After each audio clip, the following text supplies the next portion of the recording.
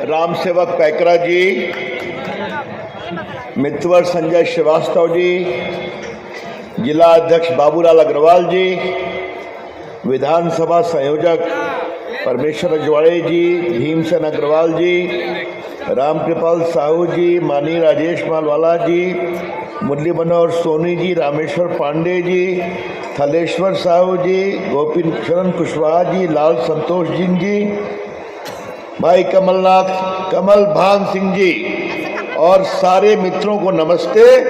और जरा हमारे तीनों उम्मीदवारों के लिए जोरदार ताली बजाइए कसकर करके। भूलन सिंह जी, लक्ष्मी अजवाड़े और शकुंतला पोर्ते, धन्यवाद। बैठिए बैठिए बाबू बैठिए।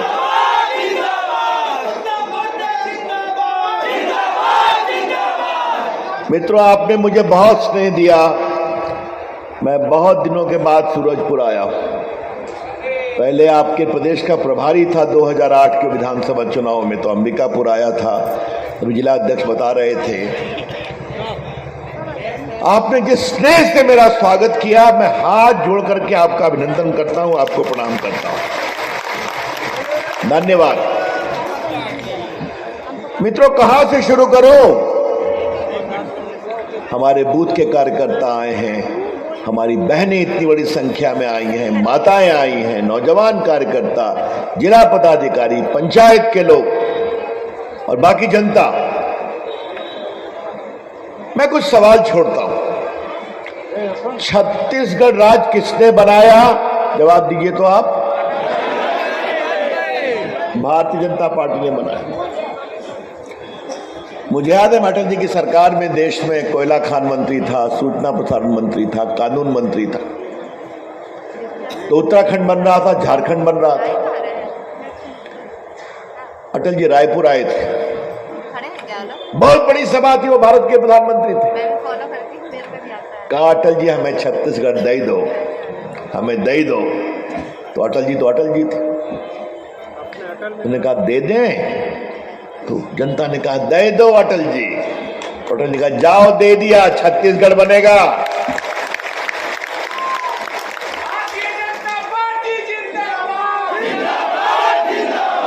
सूरजपुर को जिला किसने बनाया, ये बताइए आप। अब आप देख लीजिए, आपकी सरकार आती है तो छत्तीसगढ़ भारत के विकसित प्रदेश में पहुंचता है। कानून विभाग, पोस्टल विभाग, अटल जी के सर। तो देश में कहां पैसा जा रहा है और कौन प्रदेश आगे बढ़ रहा है, ये थोड़ा समझ में आता है। आज एक पिछड़े गरीब प्रदेश से भाजपा की सरकार ने एक विकसित राज्य, बीमारू प्रदेश से विकसित राज्य बनाया। हम काम करने वाले लोग हैं, लूटने वाले लोग नहीं हैं, इस बात को समझो आप। भाजपा में और बाकी में क्या अंतर है? मोदी जी की एक बात देखते हैं ना टीवी पर, जो हम शिलान्यास करते हैं उसका उद्घाटन भी करते हैं। कल शिरडी गए थे ना मोदी जी, का ये सारी योजनाओं को 4 साल पहले मैंने शिलान्यास किया, आज उद्घाटन करने आया। अब जरा बघेल जी को देख लीजिए, अब उनको क्या बोलूं मैं, भूपेंद्र बाबू बोलूं, बघेल बाबू बोलूं, क्या बोलूं, समझ में नहीं आता है। मैं एक ही बात समझ में आती है, मैं बिहार से आता हूं तो घूम रहा हूं, तो सब लोग यही कहते हैं भूपेश बाबू तोहार सरकार में हम लुटाई थे। हर जगह लूट है, हर जगह लूट है। और मित्रों, मैं बात ये बहुत पीड़ा से कह रहा हूं। अभी हेलीकॉप्टर से आ रहा था तो नदी बड़ी अच्छी दिखाई पड़ रही थी,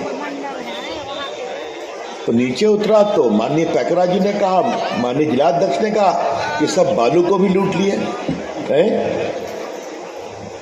मैंने बघेल साहब कहीं तो छोड़ेंगे आप। अभी मेरे परिचय में कहा गया मैं प्रभु राम का वकील था, इलाहाबाद हाई कोर्ट में, सुप्रीम कोर्ट में देश का कानून मंत्री था। तो मेरा सौभाग्य था कि प्रभु राम का मंदिर में राम लल्ला के वकील के रूप में काम करने का मेरा सौभाग्य मिला। ये बहुत बड़ी बात है। और अभी मंदिर बन गया, 22 तारीख को उद्घाटन हो रहा। आप तीनों यहाँ आओ, तीनों उम्मीदवार यहाँ आओ, खड़े हो मेरे सामने। एक मेरा आग्रह मानोगे आप लोग? आप तीनों जीतोगे ना? अपने लोगों, क्षेत्र के प्रमुख लोगों को लेकर के अयोध्या राम लल्ला के मंदिर का दर्शन कराने ले जाना। पक्का? पक्का? पक्का? जाइए।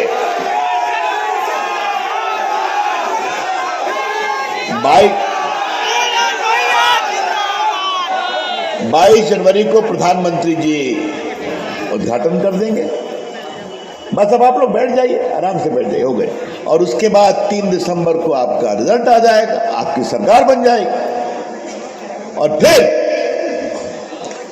आराम से जाइए अयोध्या, प्रभु राम का दर्शन करिए। मित्रों, मेरा एक और परिचय है। चारा घोटाले का नाम सुना है बिहार के? सुना है कि नहीं सुना है? चारा घोटाले में सीबीआई इंक्वायरी कराने वाला वकील रविशंकर मैं ही आपके सामने खड़ा हूं, समझे आप?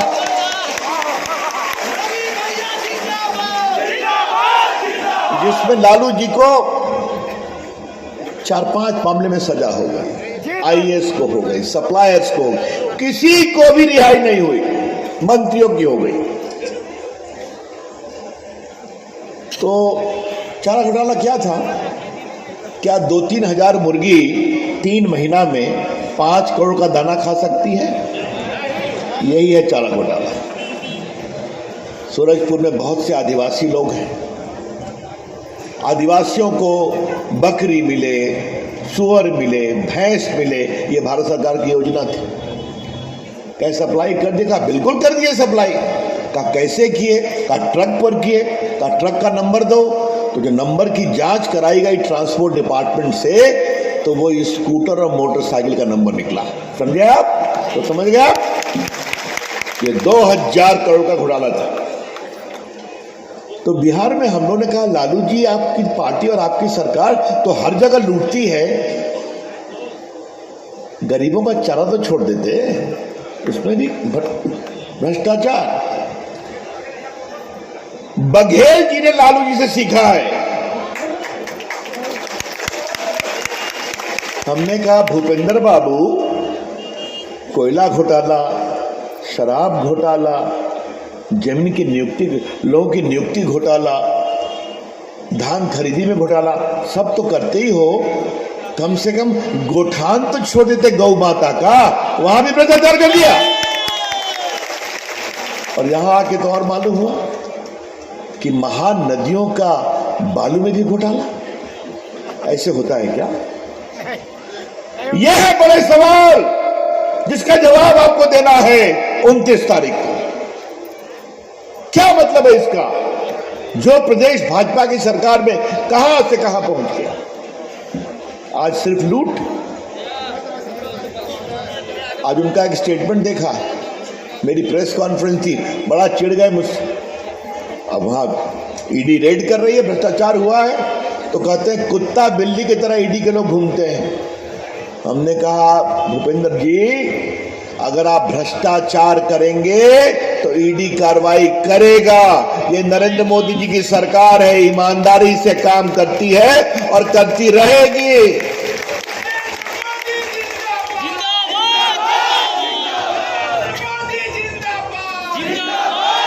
क्या क्या झूठ फैलाया गया। धान की खरीदी, चावल की खरीदी, सारा पैसा भारत सरकार देती है। याद रखो आप लोग, कुछ 1000 करोड़ ये देते हैं बस, बाकी सारा पैसा भारत सरकार से आता है। चावल हो, धान हो, क्योंकि मोदी जी कहते हैं कि किसान की धान और किसान की चावल को हम खरीदेंगे और मिनिमम सपोर्ट प्राइस निश्चित देंगे। और देते हैं। आप हमें ये बताइए कि आज आपके बैंक अकाउंट में साल में 6,000 रुपया आता है कि नहीं आता है? मुझे बताइए। आता है? और कहाँ आता है? आपके मोबाइल पे खबर आती है ना? आती है कि नहीं आती? आती है। कोई बिचौलिया उसमें से कमीशन खाता है क्या? नहीं खाता। मैं आपसे एक और सवाल पूछता हूं। चारों तरफ लोग स्मार्टफोन से इस कार्यक्रम की फोटो उतार रहे हैं। कोरोना में टीका लगा था ना आपको? टीका को कोई पैसा लिया गया था? टीका जो आपको लगाया गया उसकी खबर कहां आती थी, याद है आपको? देखिए, मोबाइल में। उस समय मैं देश का संचार मंत्री था और प्रधानमंत्री के निर्देश पे मैं ही ये काम कर रहा था, क्योंकि मोदी जी ने कहा, रवि इस बात की चिंता करो, क्या देश में 80 करोड़ मोबाइल फोन है, स्मार्टफोन है, 120 करोड़ मोबाइल फोन है, गांव गांव मोबाइल पहुंचाया हमारी सरकार ने। तो उनको खबर जानी चाहिए कि पहला टीका कोरोना का आपको यहां लगेगा, दूसरा डोज यहां। 220 करोड़ डोज दिया, मुफ्त दिया, भारत में बना के दिया। ये होता है करके दिखाना। अगर आप बघेल बाबू को देखिए, 5 साल किसानों का ऋण माफ नहीं किया। अब जब 1 हफ्ते बाद चुनाव है तो क्या कर रहे हैं? हम किसानों का ऋण माफ कर देंगे। तो भैया 5 साल क्या कर रहे थे? क्यों झूठे वादे करते हो? क्यों जनता को शर्मिंदा करते हो? और कितने बेशर्म हो कि चुनाव के समय कहते हैं हम माफ कर देंगे। तो देखो भाइयों बहनों, कांग्रेस पार्टी क्या है? कमाल की पार्टी है। कांग्रेस पार्टी कहती है हम सड़क बनवा देंगे। ठीक है, आप खुश हो गए, ताली बजा दिया, वोट दे दिया। नहीं बोले, सुनिए, मैं जो बात कह रहा हूं ये कांग्रेस पार्टी का स्वभाव है। अगर चुनाव आ गया, कहा भैया सड़क कहां बनी? कहा देखो ना, चूना गिरवा रहे हैं ना, चूना, तो इससे नापी कराएंगे। तो फिर कह दिया देखो अब सड़क बनेगी। तो फिर 5 साल आज सड़क कहां गई? देखो ना ये ईंटा गिर गया है ना, फिर बनवाएंगे। तो मतलब 15 साल 20 साल झूठे वादे करना। आज आपको तय करना है कि झूठे वादे करने वाली सरकार चाहिए या छत्तीसगढ़ के विकास की सरकार चाहिए, ये आपको तय करना है। आज मैं सूरजपुर आया हूं तो मुझे एक बात और कहनी है। टीएस सिंहदेव साहब के साथ जो नाइंसाफी हुई है उसका बदला आपको लेना है कि नहीं लेना है? मेरी बात समझ गए? देखिए, मैं उनकी बड़ी इज्जत करता हूं और आज आपको कह रहा हूं, कोरोना काल में तो सब बंदी, पहली बार मैं सार्वजनिक रूप से बोल रहा हूं, सब बंद था। हमारा पोस्टल डिपार्टमेंट गाड़ियां केस में चल रही थी और उनसे मैंने देश भर में दवा भिजवाने का भी इंतजाम किया था। आपके मुख्यमंत्री जी ने फोन किया, वो क्या बोलते हैं और क्या कहते हैं उसमें तो बहुत पेच होता है ना, एक पर पेच, दूसरा पर पेच। फिर आपके सिंहदेव साहब का फोन आया, कहा रवि, शायद वो स्वास्थ्य मंत्री थे, कहा रवि जी आप देखेंगे। हमने कहा महाराज आपने कह दिया, मैं जरूर करूंगा। और पोस्टल विभाग का पूरा गाड़ियां यहां दवा लेके पहुंची। मैं आपसे एक सवाल करना चाहता हूं, अगर भूपेश बघेल महाराजा का सम्मान नहीं कर सकते तो आम छत्तीसगढ़ जनता का सम्मान क्या करेंगे? आपको समझना चाहिए, ये आपको तय करना। मैं व्यक्तिगत रूप से उनकी बड़ी इज्जत करता हूं, सुलझे हुए, बहुत संस्कारी, शिष्टाचार। बताइए मुझे, कांग्रेसियों ने बताया कि पहले 2.5 साल पहले उन्हीं को बनना था, फिर उनका पैर पकड़ लिया कि हमें बन लेने दो, आप तो महाराजा हो, आप 2.5 साल के बाद बन जाना। और उसके बाद क्या क्या किया? ये ठीक है क्या? मित्रों, मुझे आपसे 1-2 बातें और कहनी है। आज हमारी 2 बहनें उम्मीदवार है ना, है, ये भाजपा काम करती है। इतनी बड़ी संख्या में हमारी माताएं बहनें बैठी, अभी मोदी जी ने एक निर्णय किया है ना कि विधानसभा में और लोकसभा में 33% लोगों को आरक्षण मिलेगा। याद है ना? महिलाओं को याद है कि नहीं याद है? मोदी जी क्या करते हैं? बेटी बचाओ बेटी पढ़ाओ। हरियाणा में कार्यक्रम था, मैं गया था उनके साथ, मैं केंद्रीय मंत्री था। उन्होंने कहा अगर बेटी नहीं बचाओगे तो बहू कहां से लाओगे? एक बहुत सरल बात कही। आज पूरे हरियाणा में महिलाओं की संख्या बढ़ गई।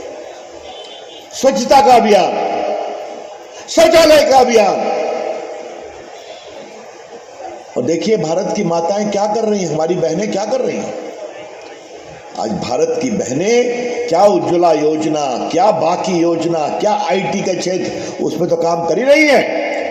आज भारत की बेटियां जो मंगलयान, चंद्रयान जो गया चंद्रमा पर, उसमें जो वैज्ञानिक थे उसमें भी आधी वैज्ञानिक भारत की बेटियां और माताएं थी।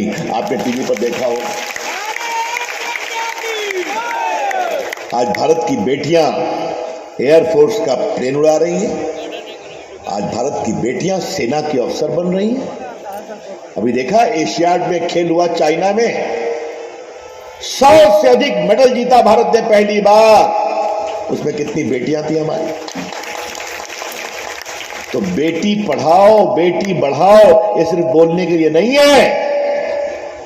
नरेंद्र मोदी और भाजपा की सरकार ईमानदारी से मानती है कि अगर भारत को आगे बढ़ना है तो देश की बेटियों माताओं को आगे बढ़ना है। और इसीलिए सूरजपुर की 3 विधानसभा में 2 हमारी बहनें हैं। कस के ताली बजाइए और उनका अभिनंदन करिए।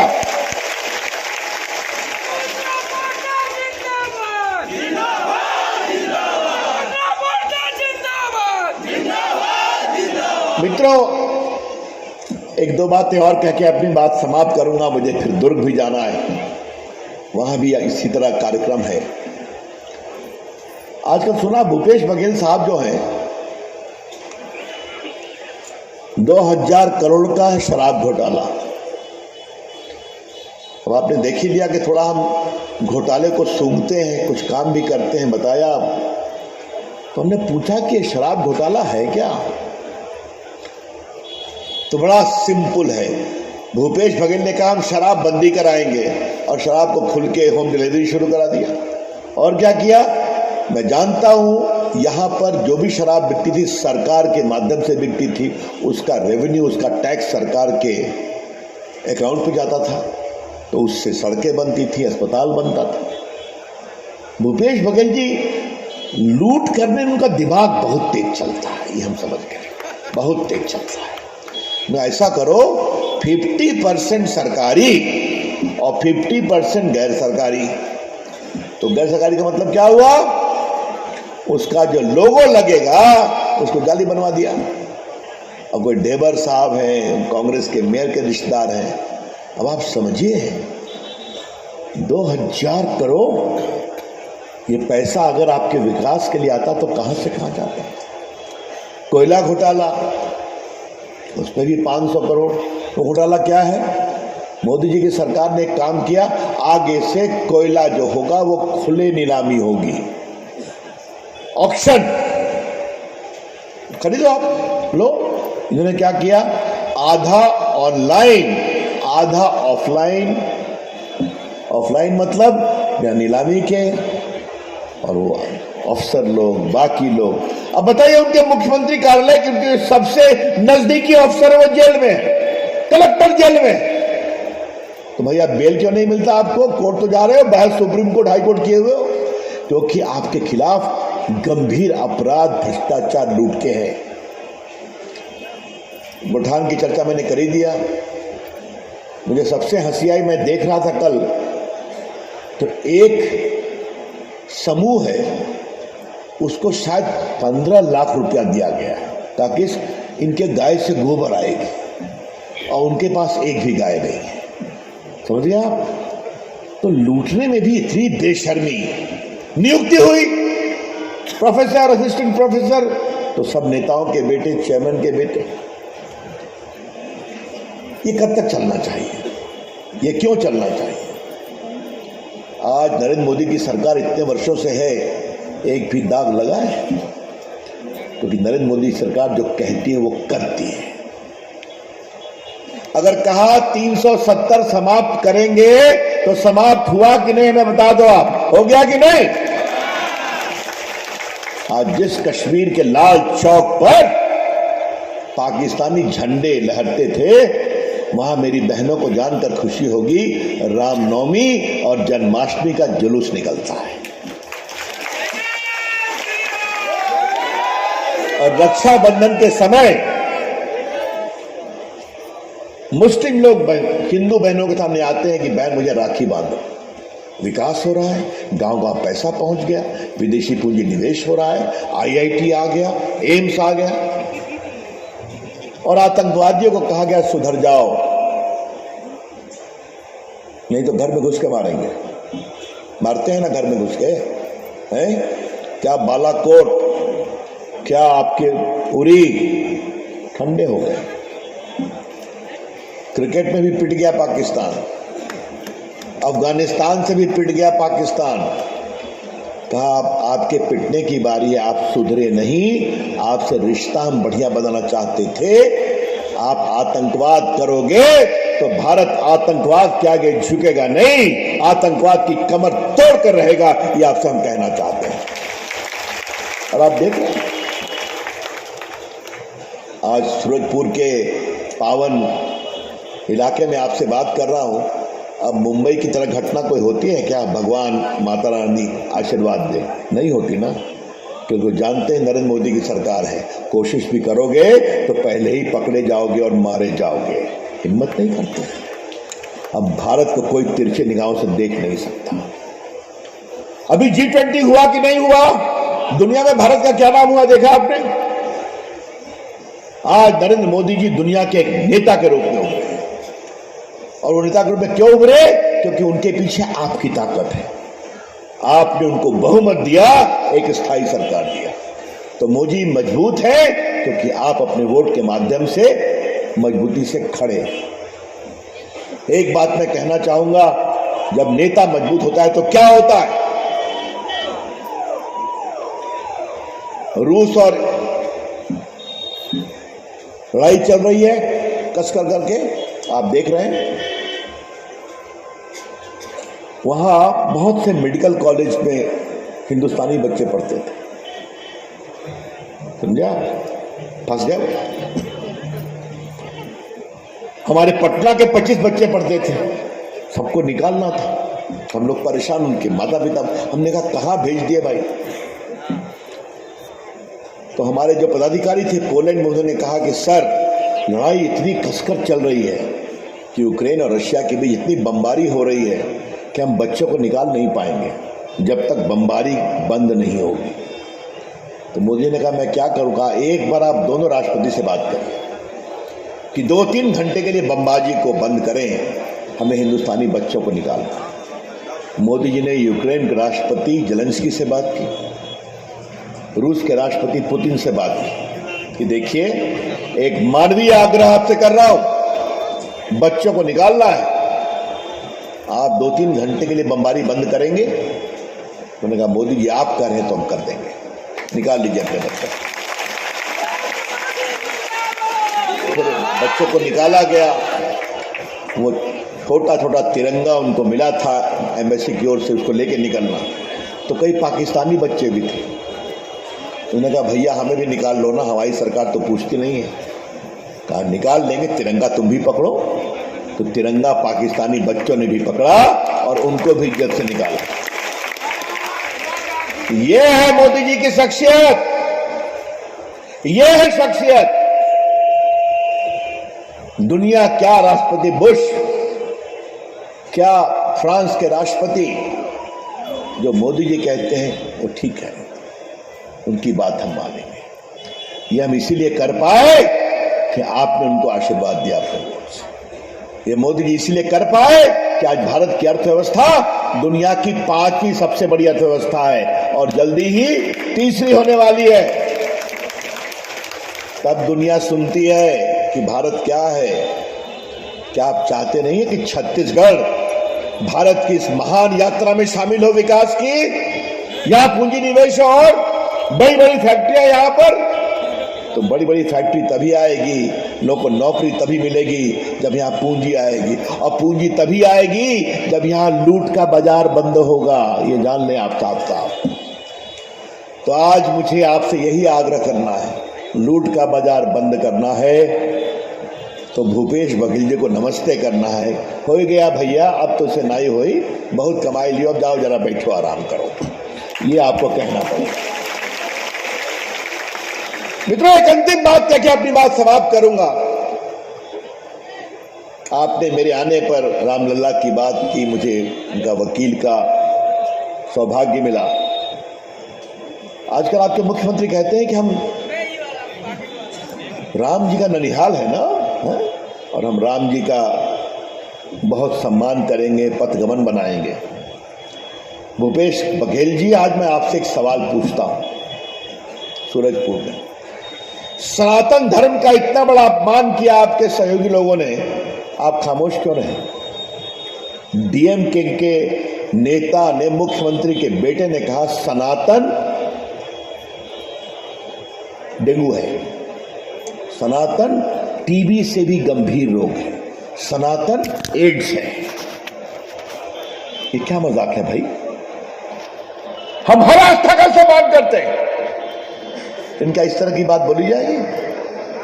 हमारे बिहार में लालू प्रसाद के एक चेले हैं चंद्रशेखर बाबू, वो शिक्षा मंत्री हैं, उन्होंने कहा रामचरितमानस को पढ़ना और जहर पीना दोनों एक समान है। ये क्या बात है भाई? ये क्यों हो रहा है? अखिलेश यादव के एक चेले भी बोलते हैं। क्या दूसरे आस्था के खिलाफ आप इस तरह से बोल सकते हैं? हम हर आस्था का सम्मान करते हैं। यह आपको तय करना पड़ेगा, सनातन का अपमान नहीं सहेगा हिंदुस्तान, ये साफ साफ बताना पड़ेगा। ये सनातन क्या है मेरे भाई और बहनों? वाल्मीकि जी क्या थे? वाल्मीकि थे ना, लेकिन जो उन्होंने रामायण लिखी आज तक हम सभी प्रणाम करते हैं, संत से भी पढ़े।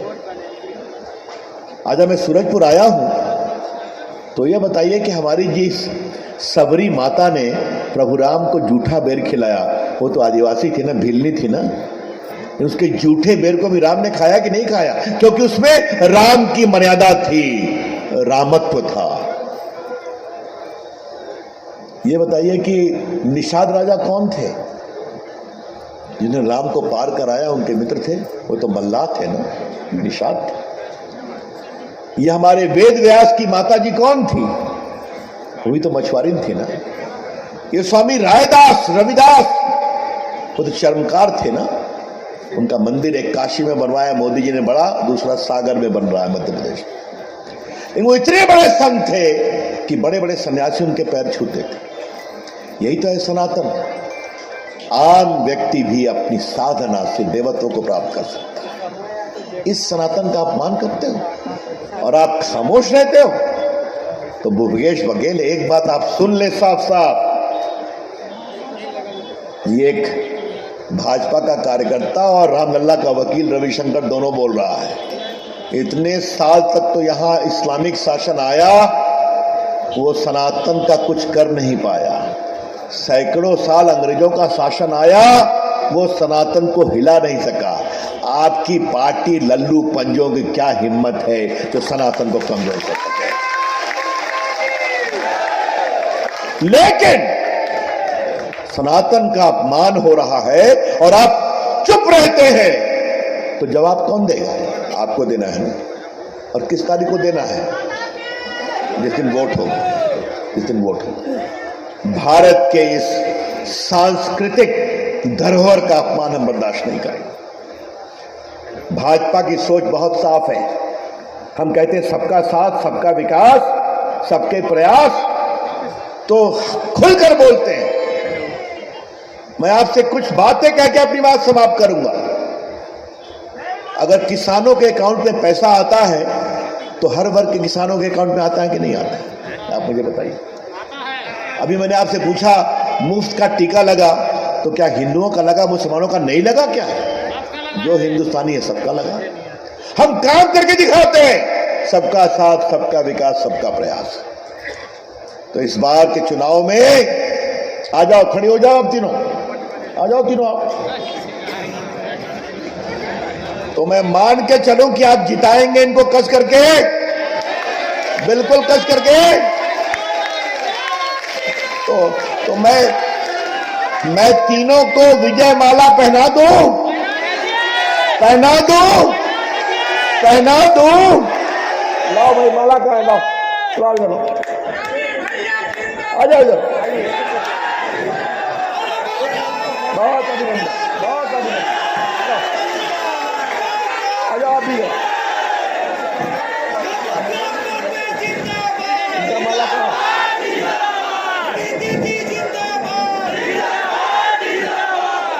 बोले, जोर से बोलिए, भारत माता की, भारत माता की। आ जाओ, जाओ, आइए।